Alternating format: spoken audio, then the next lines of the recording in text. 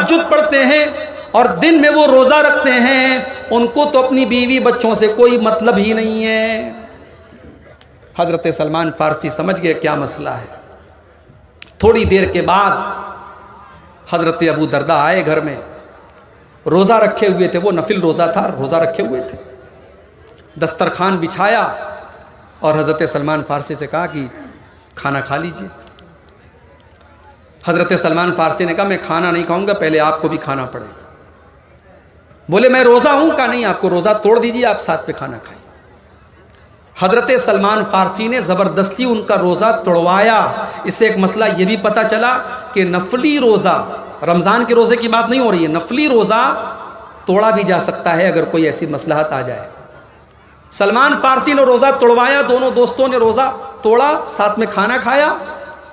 उसके बाद जब रात हुई, इशा की नमाज के 1 घंटे के बाद हज़रत अबू दरदा खड़े होकर के तहज्जुद की नमाज पढ़ने लगे। हज़रत सलमान फ़ारसी ने मना किया, रुक जाइए, अभी तहज्जुद मत पढ़िए, थोड़ा और टाइम गुजर जाने दीजिए। थोड़ा और टाइम गुजर गया, आधी रात हो गई।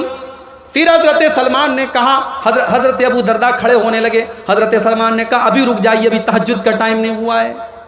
जब रात का आखिरी पहर आया और फजर के 1-2 घंटा पहले का वक्त आया, तब हज़रत सलमान फ़ारसी ने कहा अब उठिए और अब आप तहज्जुद पढ़िए और मैं भी आपके साथ तहज्जुद पढ़ता हूँ। जब दोनों दोस्तों ने तहज्जुद की नमाज पढ़ ली, तहज्जुद की नमाज पढ़ने के बाद अब हज़रत सलमान फ़ारसी ने कहा कि ऐ अबू दरदा, इन्ना लिरब्बिका अलैका हक्का व इन्ना लिअयनिका अलैका हक्का व इन्ना लिजसदिका अलैका हक्का व इन्ना लिज़ौरिका अलैका हक्का।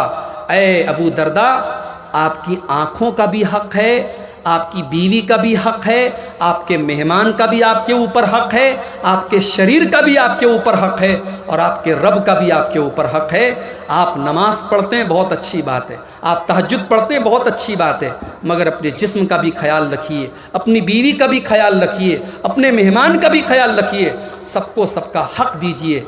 जब अल्लाह के रसूल सल्लल्लाहु अलैहि वसल्लम के सामने ये पूरा वाक़या बयान किया गया, अल्लाह के रसूल ने फरमाया सदक़ सलमान, सलमान बिल्कुल सही कह रहे हैं, सलमान ने बिल्कुल सही बात कही है। तो मेरे भाइयों, इस्लाम तो ये तालीम देता है, इस्लाम इस बात का नाम नहीं है कि आप बीवी बच्चों को भूल जाएं और आप दिन भर नमाज ही पढ़ें और दिन भर आप रोज़ा रखें और बीवी बच्चों का हक़ अदा ना करें। आप एक अच्छे बाप बने, एक अच्छे शौहर बने और एक अच्छे परिवार के आप सदस्य बने। ये भी अल्लाह के रसूल की सीरत का एक हिस्सा है। वक्त मस्जिद में आप नमाज पढ़ने के लिए गए, अल्लाहु अकबर कह करके आपने हाथ बांधा, नमाज आप शुरू करने जा रहे हैं। अल्लाह के नबी फरमाते हैं सल्लू कमा रायतुमूनी उसल्ली, नमाज वैसे पढ़ो जैसे अपने नबी को तुमने नमाज पढ़ते हुए देखा है। जैसा तरीका नबी का था नमाज का, वैसे ही तरीके पर हमें नमाज पढ़नी है। अल्लाह के रसूल जब नमाज पढ़ते थे सीने पर हाथ बांधते थे, सबसे पहले दुआए सना पढ़ते थे, अल्लाहुम्मा बाइद बैनी पढ़ते थे, औज़ु बिल्लाह पढ़ते थे, बिस्मिल्लाह पढ़ते थे, सूरह फातिहा पढ़ते थे। आपने ये भी फरमाया बगैर सूरह फातिहा के कोई नमाज नहीं होती। आपने ये भी फरमाया जो सूरह फातिहा न पढ़े फ़हिया खिदाजुन, फ़हिया खिदाजुन, उसकी नमाज अधूरी है, अधूरी है, अधूरी है, उसकी नमाज पूरी नहीं है, उसकी नमाज पूरी नहीं है।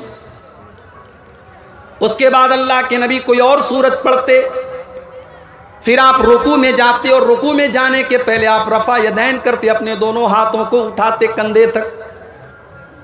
रुकू में जब आप जाते, आपकी पीठ और आपका सर बिल्कुल बराबर होता और इत्मीनान से आप रुकू करते और अपने दोनों हाथों से अपने घुटने को मजबूती से पकड़ करके आप रुकू करते। रुकू में आपने बहुत सारी दुआएं सिखाई हैं। सबसे मशहूर दुआएं सुबहान रब्बियल अज़ीम, ये दुआ कम से कम 3 बार पढ़नी चाहिए, अल्लाह के रसूल पढ़ते थे। रुकू से उठने के बाद आप सीधे खड़े होते, रफ़ा यदैन करते, अपने हाथों को कंधे तक उठाते, समी अल्लाहु लिमन हमीदा कहते, रब्बना वलकल हम्दु हम्दन कसीरन तय्यबन मुबारकन फी पढ़ते आप। इत्मीनान से खड़े रहते। उसके बाद आप सजदा करते और सजदे में जाते वक्त पहले अपने हाथों को ज़मीन पर रखते, फिर अपने घुटने को बाद में रखते। सजदे में कम से कम 7 चीज़ें ज़मीन के ऊपर अल्लाह के प्यारे नबी रखते थे। अपनी पेशानी को ज़मीन पर रखते थे, अपनी नाक को ज़मीन पर रखते थे। पेशानी और नाक दोनों को एक मानते थे आप। दोनों हाथों को ज़मीन पर रखते, दोनों घुटनों को ज़मीन पर रखते और दोनों पैरों को भी ज़मीन पर रखते और पैरों की उंगलियों को मोड़ करके उनका रुख किबला की तरफ कर लेते और आप इत्मीनान से सजदा करते।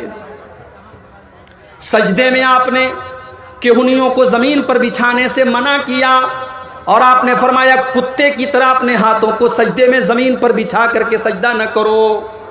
मर्द का भी यही तरीक़ा है, औरत का भी यही तरीक़ा है।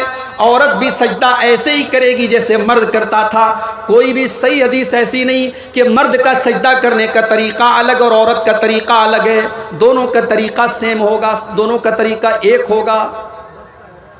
सजदे में आप अलग अलग दुआएं पढ़ते थे। सुबहान रब्बियल आला भी पढ़ते थे, सुब्बूहुन कुद्दूसुन रब्बुल मलाइकति भी पढ़ते थे और भी दुआएं आप पढ़ते थे। कम से कम 3